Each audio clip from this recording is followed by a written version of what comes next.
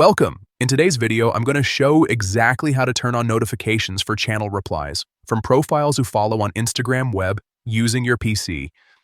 This is part of the latest update, and it's super useful if you don't want to miss any important replies. Let's get started. First, open your preferred browser on your computer and go to the Instagram website. Make sure you're logged into your account.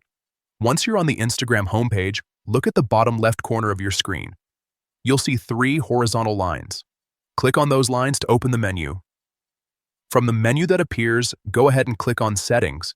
This will take you to your account settings where you can customize different options. Now inside Settings, find and click on Notifications. This is where you manage all the alerts you receive from Instagram. Next, click on Push Notifications. This section allows you to control which notifications you get in real time.